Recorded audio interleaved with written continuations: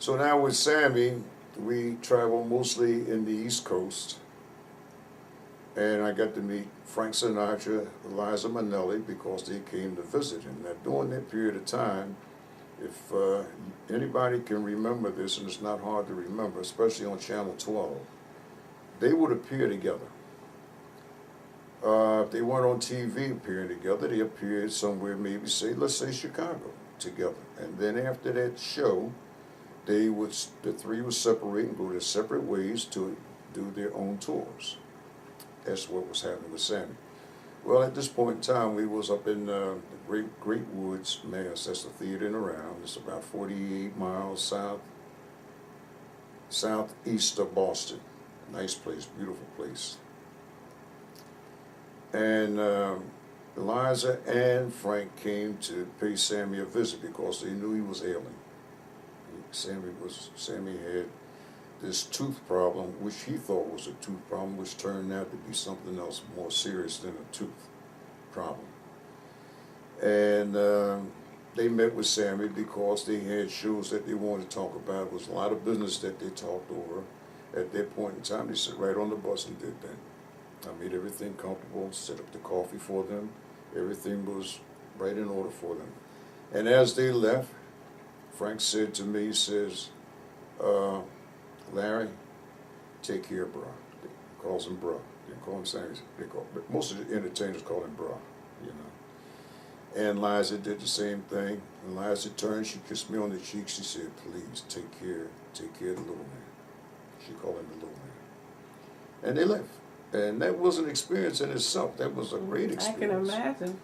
So now we continued on, and we got to Bristol, Connecticut, right across, a little down the road, but across from ESPN, the sports channel with all those antennas out there and dishes and all of that, was a theater in around. So when we got to the theater and around, I had asked the owner there of a doctor to examine Frank because, you know, if he has a problem, I got to find a hospital. And every H sign that I pass, I put it in my mind for at least the next 10 to 20 miles, that H sign would stay in my mind. If something happened, I could turn around and go back to it and follow that sign to a hospital. Shirley Rhodes was Sammy's road manager. Georgie Rhodes was his conductor, but he had passed on. So he had a different conductor and all of that. Shirley, she kept saying that there was really nothing wrong with Sammy other than that tooth, and he was taking this over-the-counter stuff. And he's drinking a little booze, which he was a drinker and all of that. And to help him out. Hot summertime, he said, bro, can you turn the air down? And I got people on the coach. And it's hot summertime, we're talking in July. And I said, Sammy, I said, you sure you want me to turn the air? And he said, yeah, because he said, I'm freezing. And everybody else on the coach is sweating more or less. Not sweating, but they were comfortable. I said, okay. And that's the way it was with Sammy. But the doctor came, the dentist.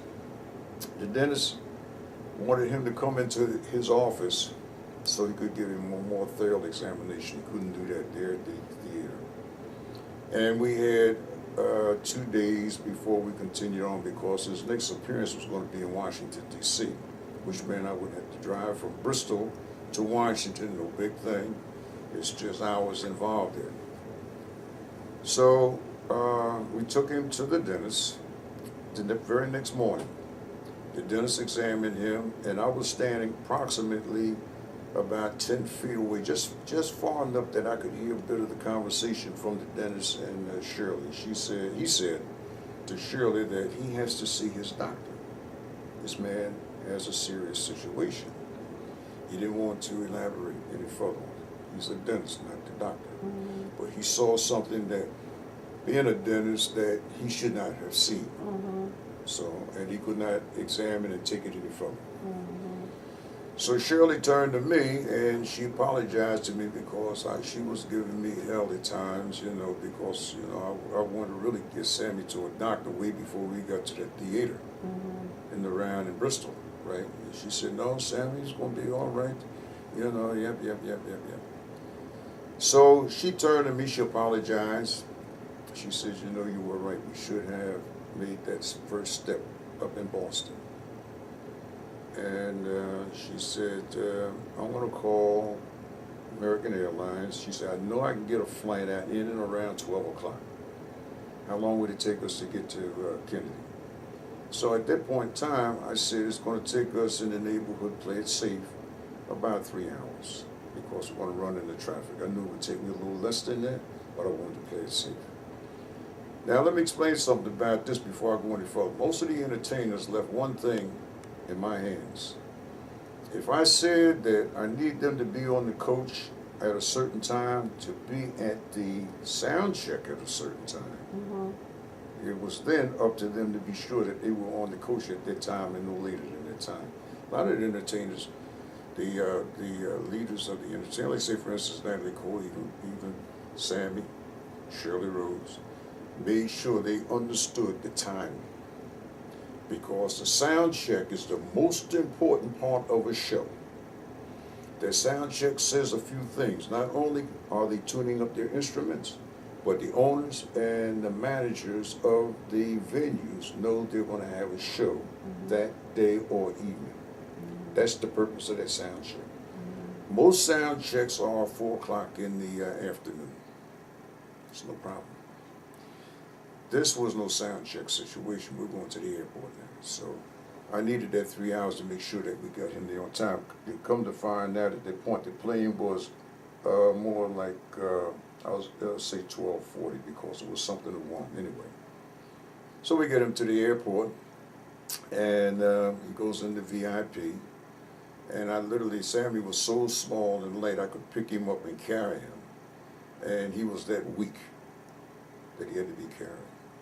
Put him on the plane. He said, bro, he says, I don't think I'm coming back this way. Well, that was very touching right there to hear him say that and the way he said it, you know. And then he went off. About a couple of weeks after that, they had the testimonial for him.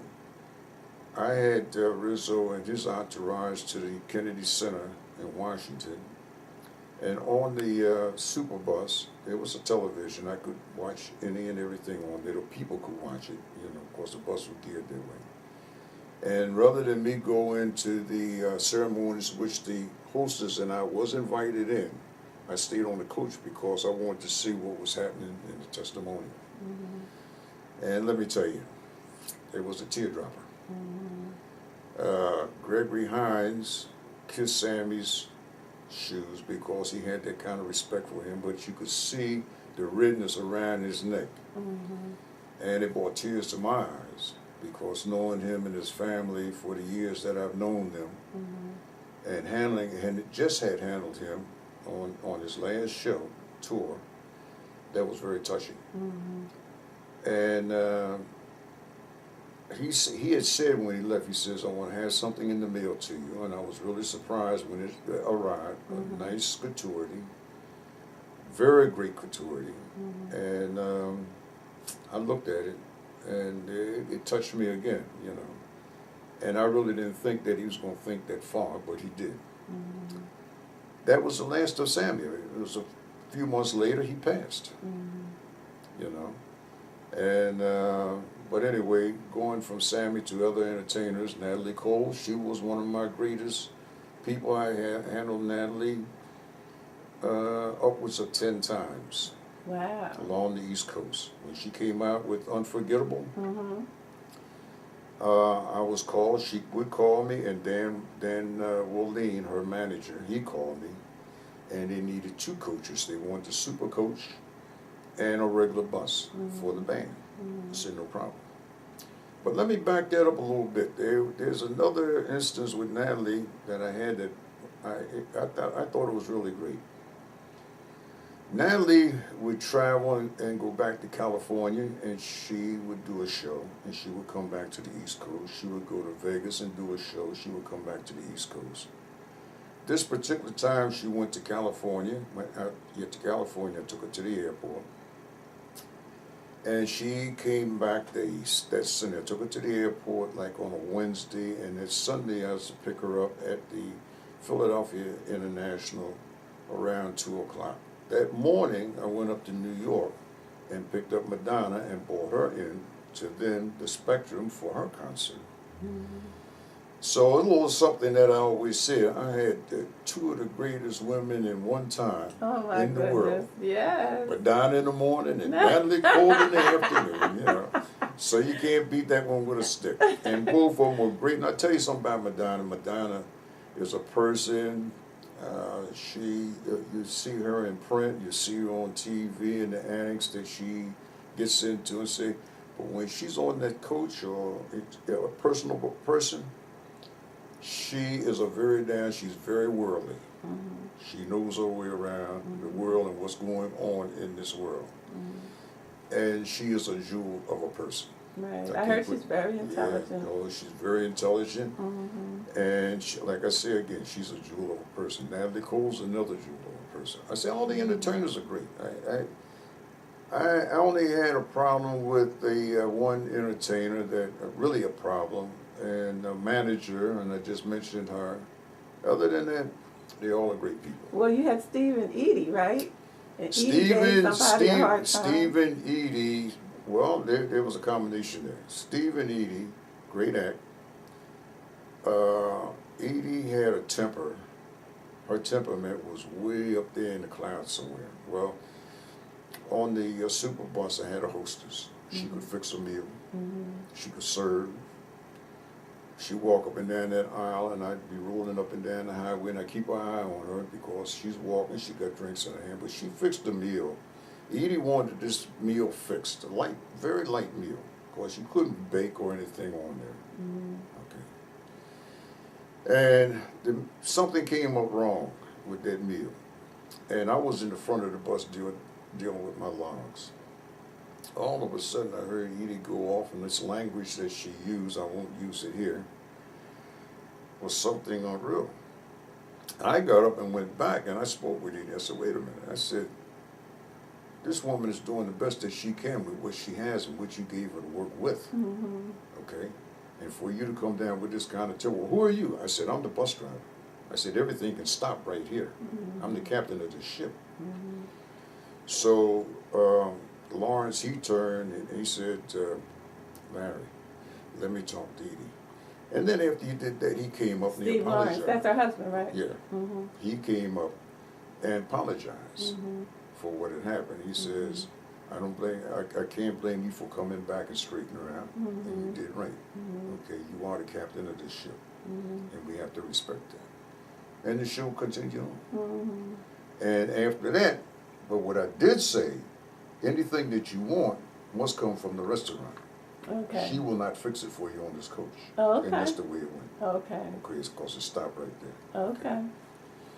So they went on. We went up to Lathan. I think we were on our way up to Lathan, New York. That's the eating around up there. And then you had an excellent experience with John Kennedy. That goes back, John, that was the dedication of the museum in Quincy, Mass. This was another great experience. But I didn't use the super bus for this. I used a regular coach because there was a total of 38 people that went up from New York, which the Joseph P. Kennedy Enterprise, which is housed from 42nd to 43rd and Park Avenue on the second floor, still there today. I picked up on the 43rd Street side because there's not that much traffic on this side. 42nd Street is a pain in the neck because it's a very heavily traveled street. And it's right there at the train station, which is Grand Central. Central Park, where it crosses over 42nd Street, but there's the on-ramps and the off-ramps to Central Park that comes into 42nd Street. It's a pain in the neck to try to sit there and pick up people. Anyway, John, Eunice, I can't name all the Kennedy clan that was on there, but it was a lot. Eunice Driver? Eunice Driver, yeah. All of them, they were all on, and the 38 people, and some of their friends. John was on too, and the coach that I had has a jump seat right next to the driver's seat, right at the door. And he sat in that seat most of the way to Mass. He talked with me. He'd get on the PA which system, which is the mic is right there. He would talk to the people on the coach. Somebody would call him, and he would get up and go back and sit and talk with them for a while. Then he'd come back to his jump seat. And then we got up to the library, and I parked the bus because they had time before they went. It was that afternoon. They had a meeting on the bus of the family. Ted Kennedy arrived first. No, I'm wrong. Jacqueline Kennedy arrived first. And I was sitting on the wall with the limo drivers, and when she got out the limo at the entrance to the library, I ran up there to inform her that no one was in there yet. Everybody was on the coach. And I walked into the coach, and John saw me coming, heading in that direction, and I had showed him how to open the door in the event that he wanted to open the door. And he opened the door, and Grady says, he said, "Mother," he says, "did you meet our driver?" He said, "This is Larry McGee, our driver. Very great guy, very worldly. He and I talked all the way up. It was his way around." And she boarded the bus. And I'd say about 30 minutes later, Ted Kennedy arrived. And Ted walked over and he spoke to me.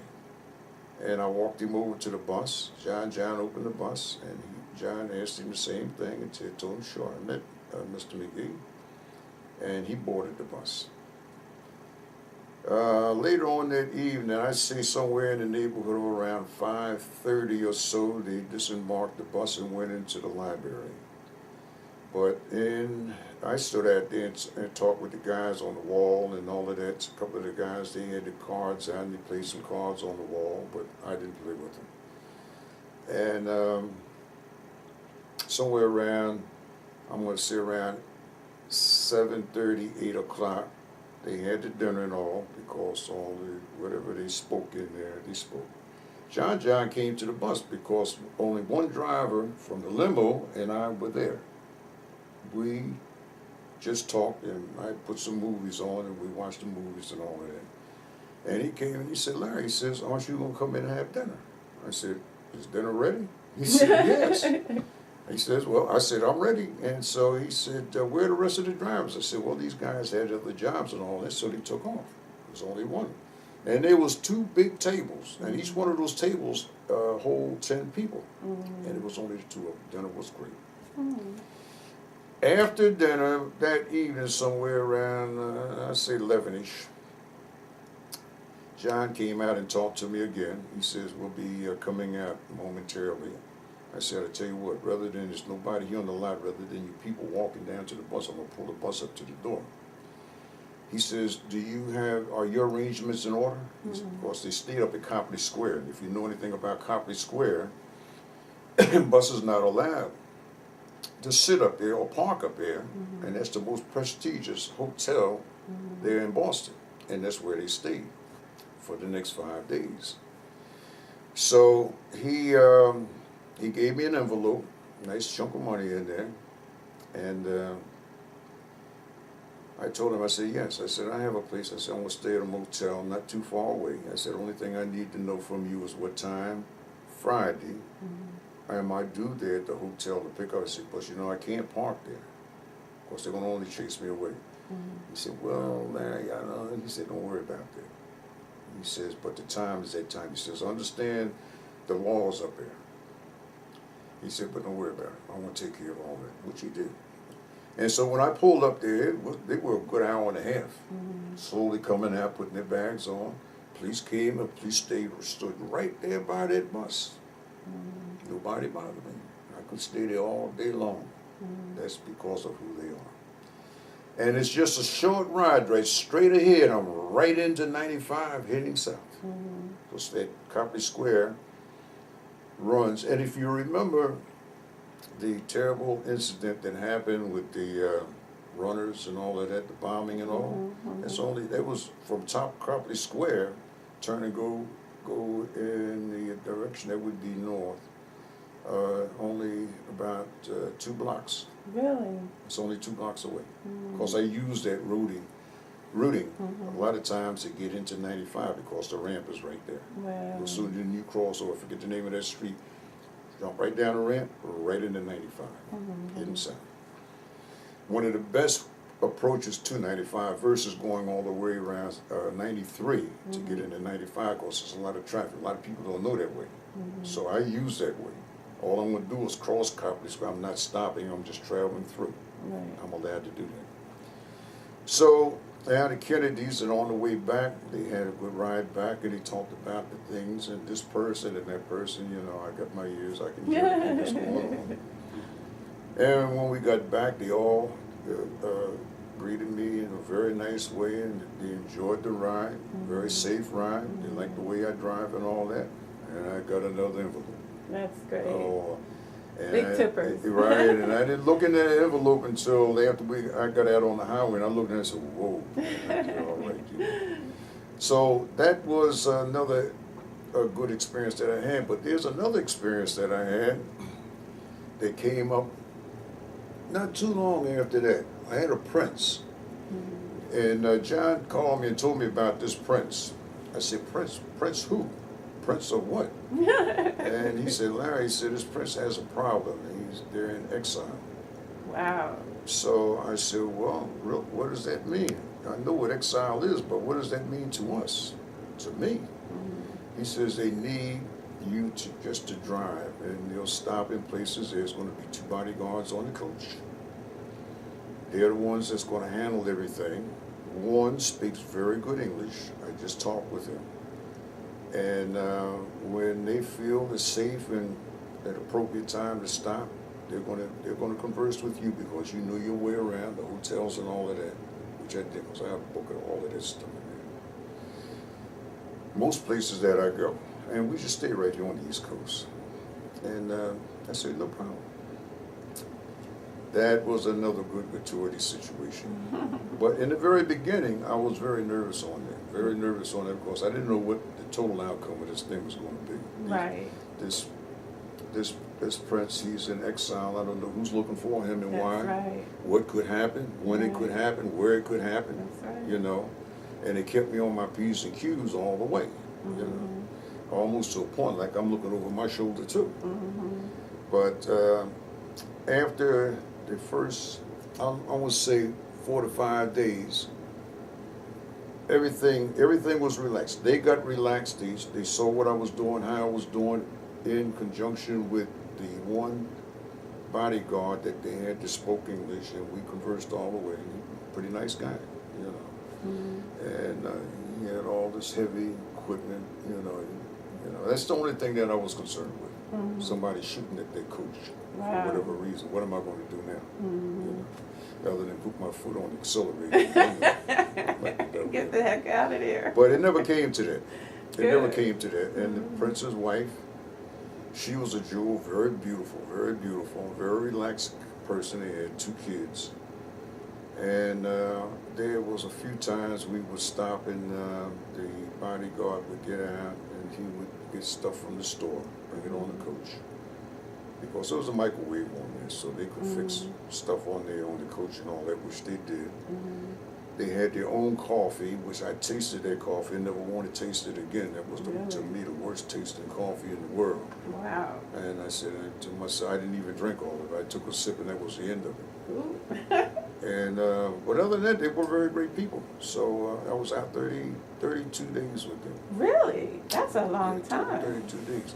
And what would happen in that period of time, after each week that would go by, because they didn't know how long, and this was the same with all entertainers. When a week go by, always on a Monday, when I called back into the garage, talked to John or Gaspar, they would say, Larry, said, you got to pick up X number of dollars. Or they first would ask me, how is the trip going? How far do you think you'll be traveling? I said, as it stands right now, I'm traveling on. And that's the way I would put it. Because on means I don't know how many more days. Well, collect so much money for the week that passed. So your home life must have been something conducive to you being on the road like this. Well, you get used to it. And, you know, I put it in my mind way before that when I was driving tractor trailer. I was out on the road, not like driving the bus, but sometime I would have to lay over and all of that. You had to get used to that. Mm-hmm. And that's a living. You know, that's your living. You know, every job has its good sides and bad sides. Right, right. And really the good sides to driving that bus was the people that I met. I met so many great people, entertainers, people in normal life, a lot of lawyers and doctors that had the DuPonts. Here's another good one. I went into, they wanted the super bus to take their entourage of people to the show. I think it was Black and Blue. It was at the Majestic Theater in New York, which the Majestic is right there with the Marriott, 46 and Broadway. Ruth Brown and Thelma Carpenter were the stars of the show. Well, I know Ruth Brown because I was on tour with her when I was in the business. So I didn't say anything to them at the point in time that we were there, but after the show was over and everybody got on the coach and I'm parked, see the way it's situated there, I can pull right under the Marriott.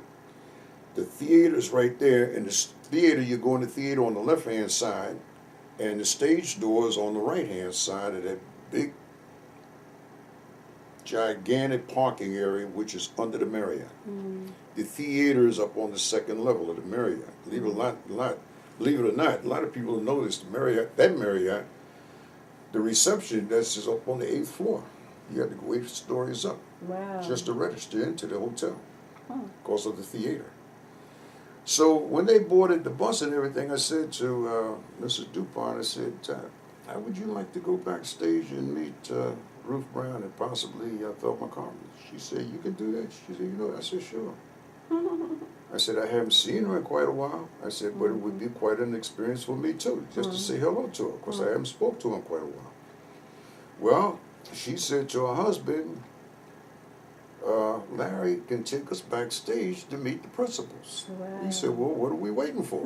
So I said, well, let's go. And I left the bus there, and I told the captain there that was handling the traffic and whatnot what we were going to do. He said, go ahead, don't worry about it, because they had given him a nice tip anyway. Okay.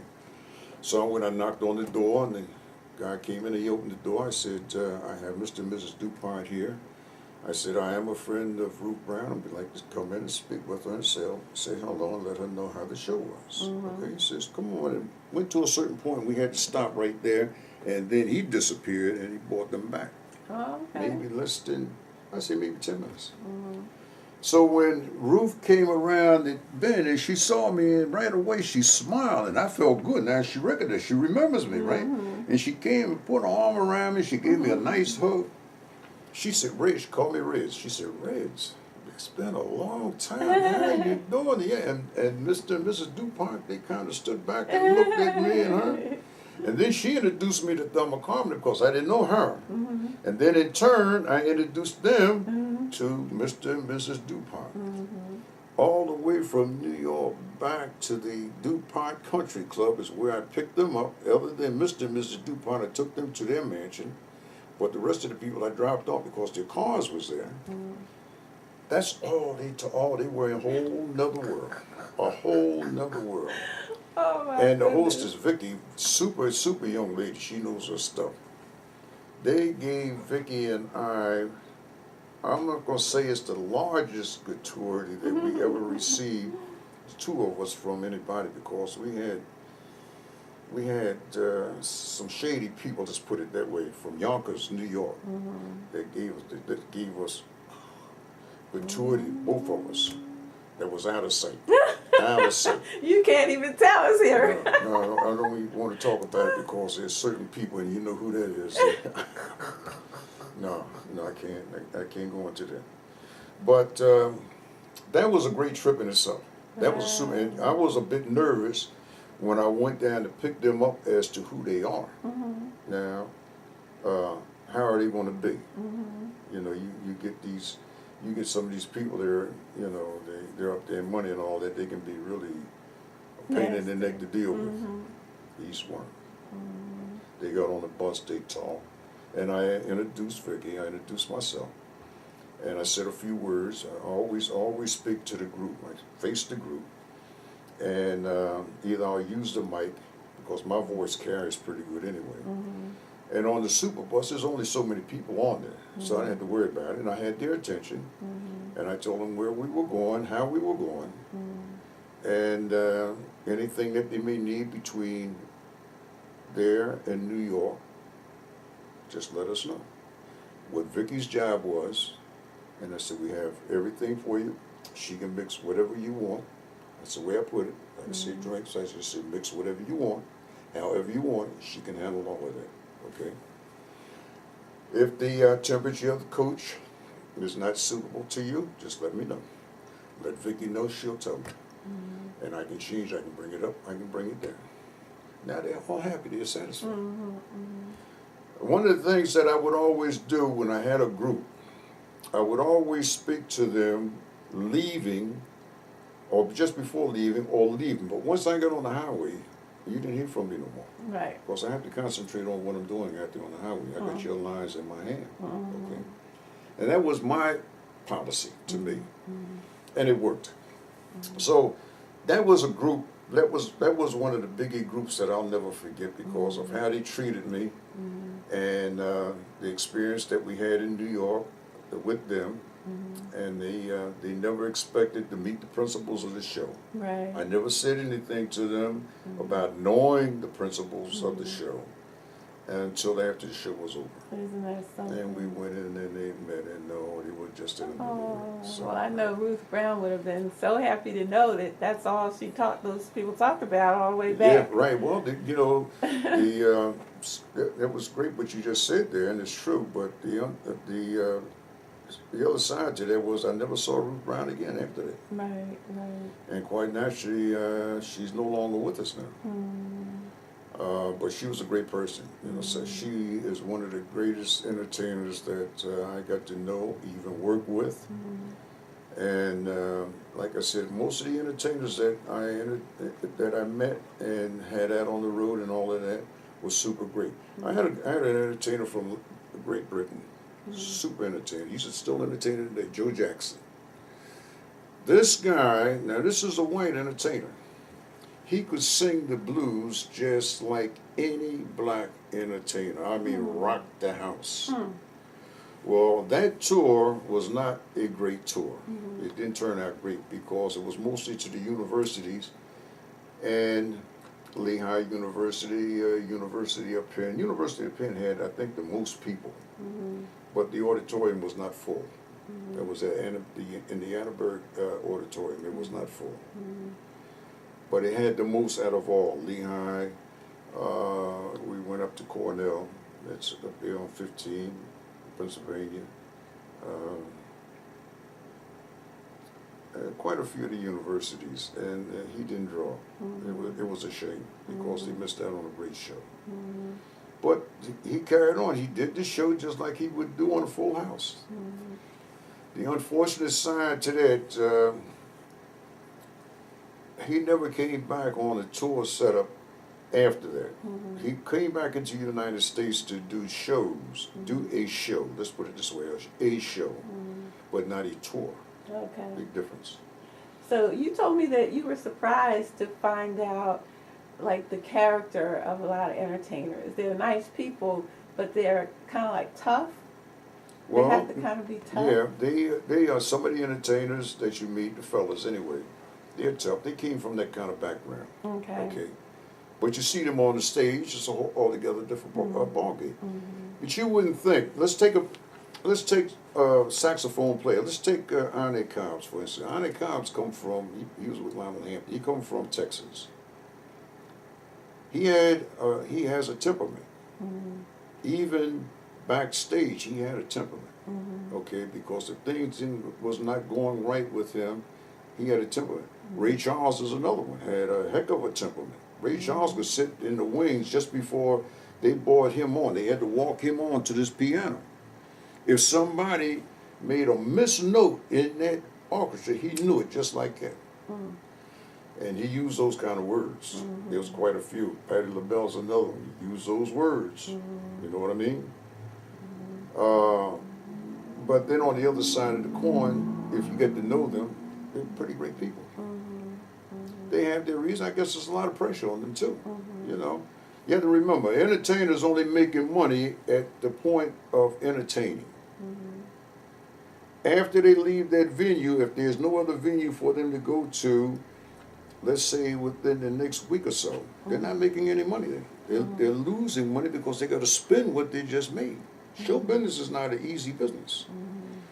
The entertainer that gets on television, that gets the break to go into the movies and make the big money, the entertainer that goes into these segments that last for, let's say, for 5 months out of the year, they're making the big money. Okay? But the entertainer that's on tour and the entertainer that has a one day or weekend gig or 1 week gig and all of that, they're not making that big money. It's a lot of pressure on them. They have bills to keep too. Right, right. Well, you've seen the business from both sides. You were an entertainer. Really, 3 sides. You were an entertainer on stage. You announced people. You announced the shows. And you carried people to their gigs. So you've seen it from 3 unique perspectives. We want to thank you for sharing your wonderful careers with us. I appreciate that, but there's a question you didn't ask me. Okay. That you should ask me. Okay. Where did I enjoy my driving the most, or did I enjoy driving? Well, I know you enjoyed it. Well, the answer to that is yes. There were times that I would get bored, depending on the circumstance of things. There's a good, for instance, it's an illegal situation. I had the George Clinton and the Funkadelics. We were at the Roxy, and they were at the Roxy in Boston. They got the call to go to the University of Ohio, right there on 70th, the campus and all. This was the second time that I was there. And that's 700, somewhere in 780 miles. That's a heck of a drive. I drove it. When I crossed over into West Virginia, there's a rest area, and I had to pull in that rest area and just drape over the wheel and catch me a nap for about 20 minutes. Everybody else on the coach was asleep. They were out. We got to the University of Ohio. We had 2 days off there. We only did the show, 2 shows in that one day, and we had 2 days off, like a Monday and a Tuesday. We were off. We got the call to come back to Boston. That's 780 miles I got to travel again, going back to Boston. The only good side to that was I had plenty of rest because I was off for 2 days. Okay. Now that side of the coin is a hard side of the coin. Because when you're driving, a lot of people don't know this. I knew it because by me dealing with the broker and a lot of the road managers. You give them the miles on the start. The driver that knows this makes money. I give them the miles on the start. Anything over 360 doubles my pay coming from them. They have to pay me double miles. That's where I make money. So hey, I'm gonna run it. I run 1,000 miles. I've not 1,000 miles, but I've run heavy like that before. In my younger days, I was doing all of that. Okay. Now we ran from there back to Boston, and then had to turn after we leave there and go to Rochester, New York. But this was in the snow. I ran that in the snow, coming across 90. 90 is clear. I had no fear of that, but there were points and times it got a little bit shaky in the snow. Of course, you run into a few mountains coming across 90, going west. That takes you right into Buffalo. See, 90 takes you straight into Buffalo, right on into Canada. Okay, it's a straight run, but it's a long run. So, what did I enjoy most about driving? The people that I met. Right. The places that we went. Right. Then the driving was free. And you have a wonderful story to tell, and I'm thankful that you shared it with us. Thank you so much. And thank you for asking me. And I hope I answered your questions Mm-hmm. truthfully and to the best of my knowledge. Yes, and you did. Thank you. Okay.